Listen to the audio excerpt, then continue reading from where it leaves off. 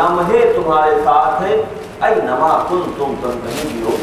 کبھی وعدہ میں آیا کہ تم اللہ کی عبادت ایسے کرو کہ جیسے تم اسے دیکھ رہے ہو۔ اگر یہ تصور، یہ عقیدہ، یہ کیفیت تم میں نہیں پیدا ہو رہی تو یہ تو یقین رکھو کہ وہ تمہیں دیکھ رہا ہے۔ اقرب من حبل الورید، کیونکہ وہ تمہاری رگے جان سے زیادہ قریب ہے، وہ اللہ تمہاری رگے جان سے زیادہ قریب ہے۔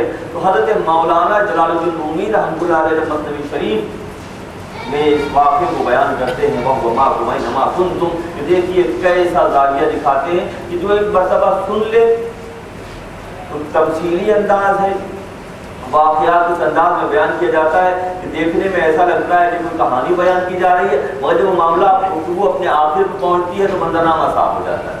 سلطان محمود غزنوی کا معاملہ یہ تھا کہ وہ رات کو، کیونکہ 12 کی نشست میں دیگر معاملات بھی ہوتے ہیں، کہ فاتحہ ہوتی ہے، ذکر کی محفل سجائی جاتی ہے، کہ مزار اقدس پر فاتحہ کا سلسلہ بھی ہوتا ہے صلاۃ السلام کا، تو میں کوشش کروں گا کہ اپنی گفتگو مناسب وقت پر سمیٹ دوں گا تاکہ دیگر معاملات میں متاثر نہ ہوں۔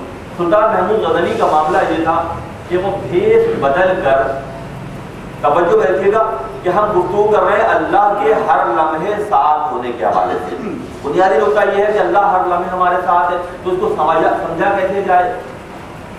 اگر ہمیں ہمارا یہ عقیدہ پختہ ہو جائے تو بے شمار برائیوں سے ہماری جان چھوٹ جائے۔ معاشرے میں جو فرو اور ظاہر پرستی کا غلبہ ہے، اپنے مفادات کے لیے، اپنی انگلی بچانے کے لیے دوسروں کی گردنیں کاٹی جا رہی ہیں، یہ سارا معاملہ خود ہی صاف ہو جائے گا جب یہ معلوم ہو جائے گا کہ وہ اللہ ہر لمحے ہمیں دیکھ رہا ہے، بلکہ وہ ہر لمحے ہمارے ساتھ ہی تو ہے۔ وَهُوَ مَعَكُمْ أَيْنَمَا كُنتُمْ۔ سلطان محمود غزنوی کی کو حضرت مولانا ہدایت سے طور پر لے کر چلتے ہیں، اس کا معاملہ یہ تھا کہ وہ بھیس بدل کر رات کو بھیس بدل کر اپنی ریاست کے گلی کوچوں میں گھوما پھرا کرتا تھا کہ کہیں کسی کو تکلیف تو نہیں ہے، کسی کے ساتھ کوئی معاملہ تو نہیں ہے، اس کا معمول تھا۔ تو ایک دن ایسا ہی ہوا کہ جو بھیس بدل کر اپنی گلی کوچوں میں گھوم رہا تھا سلطنت کی، تو اس نے چوروں کا ایک گروہ دیکھا جو ایک مقام پر جمع تھے اور ان کی نیت چوری کرنے کے حوالے سے بیٹھے ہوئے میٹنگ کر رہے تھے۔ تو سلطان بھی وہاں پہنچا، اور جیسے سلطان وہاں پہنچا تو انہوں نے سوال کیا کہ تم کون ہو؟ تو سلطان نے جواب دیا، محمود غزنوی نے جواب دیا کہ میں بھی تم ہی میں سے ہوں، میں بھی تم ہی میں سے ہوں۔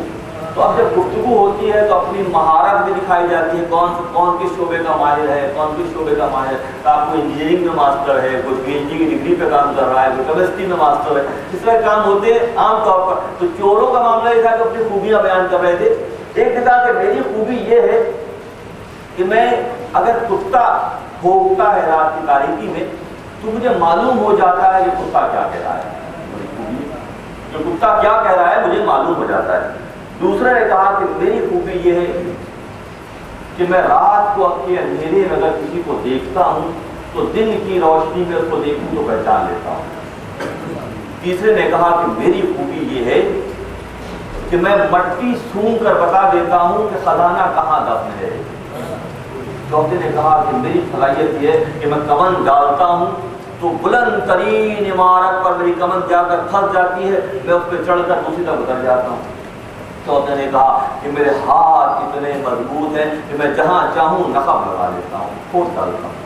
خوبیاں ہیں کیسی کیسی، ساری خوبیاں اپنے لیول پہ تمام تر مکمل ہیں۔ انہوں نے پوچھا کہ تم نئے آئے ہو، ہمارے ساتھ شامل ہوئے ہو، کہ تمہاری کیا خوبی ہے؟ سلطان محمود غزنوی سے ان چوروں نے پوچھا کہ تم تو آ کر ہمارے ساتھ بیٹھے ہو، کہ تمہاری صلاحیت، تمہاری خوبی کیا ہے؟ مجرمارو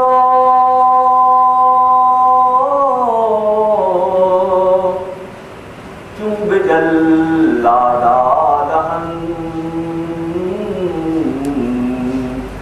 مجرمارو چوب جلادا دہن، چوب جنبد ریش من ایشارہن۔ میری خوبی میری داڑھی میں ہے، اگر مجرموں کو جب پھانسی کا حکم ہو جاتا ہے اور جلادوں کے حوالے کیا جاتا ہے، اس وقت اگر کرم سے میں داڑھی ہلاؤں تو ان کو خلاصی مل جاتی ہے۔ تمہاری خوبی مجرمہ را چوب جلاد دہان، چوب جنبد ریش مانی شارہان، قوم گفتان داشت خطبے مات ہوئی، تو تمام چور جو ہے خوشی سے رفت کرنے لگے کہ تم تو ہمارے خطب ہو، کبھی کل کو ہم کہیں پھنسا جائیں گے تو تمہاری داڑھی کے صدقے میں ہماری جان چھوٹ جائے گی۔ قوم گفتن دشت خطبے مات ہوئی، روز محنت افلاسی مات ہوئی۔ ہماری جب مشکل کی گھڑی آئے گی تو تمہاری داڑھی کے صدقے میں ہماری جان چھوٹ جائے گی۔ یہ ساری گفتگو جب مکمل ہوئی تو وہ چوری کے ارادے سے نکلے سارے چور، اور سلطان محمود غزنوی ساتھ ہے۔ جب کچھ دور آگے گئے تو دائیں جانے سے کتے کی بھونکنے کی آواز آئی۔ جو کتے کی بولی کا فہم رکھتا تھا اس نے کہا کہ کتا کہہ رہا ہے کہ بادشاہ تمہارے ساتھ ہے۔ دیکھنے مہارت کی انتہا نہ ہوئی، اپنے شعبے میں ماہر ترین کہ کتا یہ کہہ رہا ہے کہ بادشاہ تمہارے درمیان موجود ہے۔ ہونا تو پھر یہ چاہیے تھا کہ پہلے بادشاہ کو ڈھونڈتے بعد میں چوری کرتے، مگر صد حجاب دل بسوئے دیدہ شد، سینکڑوں حجابات آنکھوں کے راستے دل پر پڑ جاتے ہیں۔ بتانے والے آتے ہیں بتاتے ہیں کہ دیکھو یہ راستہ صحیح نہیں ہے، اس پہ مت چلو نقصان اٹھاؤ گے۔ جگہ جگہ اللہ اپنے دوستوں کو اسی کام پر متعین کر کے مخلوق میں چھوڑ دیتا ہے کہ جا کے وہ راستہ بتاتے رہیں۔ اگر کوئی وقت پہ سمجھ جائے تو معاملات پھر سیدھے ہو جاتے ہیں، ورنہ پھر کیا ہوتا ہے، ورنہ منظرنامہ پھر بہت مشکل ہو جاتا ہے، بہت ہی مشکل ہو جاتا ہے۔ صد حجاب دل وسوئے دیدہ شد، چون غرض آمد، اور جیسے ہی غرض آتی ہے تو ہنر چھپ جاتا ہے۔ جیسے ہی ساری بات غرض کی ہے نا، غرض جو ہے آنکھوں پر مفادات کی پٹی باندھ دیتی ہے، صاف سیدھی بات جو ہے سمجھ میں نہیں آتی۔ وسیق الذین کفروا الی جہنم زمرا، زمر کیا ہے؟ حتی اذا جاؤها فتحت ابوابها وقال لهم خزنتها، یہ تمام برے جب جہنم کی طرف ہانکے جائیں گے اور جہنم کے دروازے پر پہنچ جائیں گے تو ان سے پوچھا جائے گا کہ کیا تمہیں کوئی ڈرانے والا نہیں آئے گا؟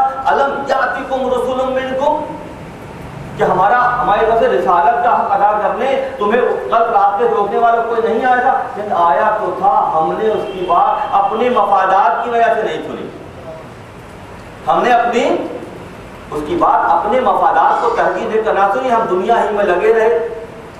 جب کچھ اور آگے بڑھے تو سونگنے والے نے سونگ کر بتایا کہ یہ بیوہ کا گھر تھا، پہلے یہاں کچھ نہیں ہے۔ سونگنے کی صلاحیت کا معاملہ یہ ہے، سونگنے کی صلاحیت کا معاملہ یہ ہے کہ یعقوب کہتے ہیں کہ مجھے یوسف کی خوشبو آ رہی ہے۔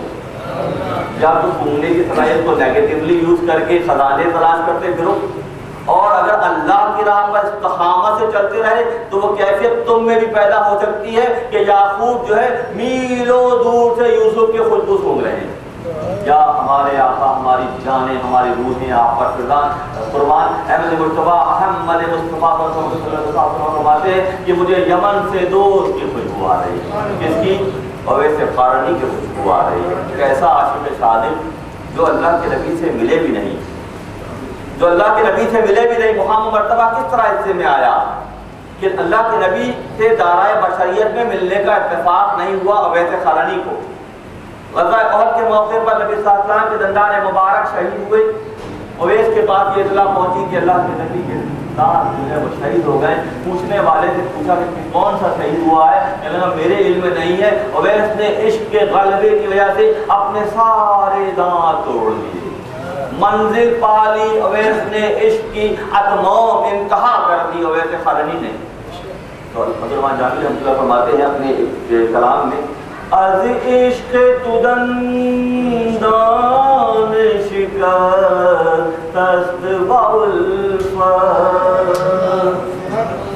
از عشق تو دندان شکست است بالفت، تو جا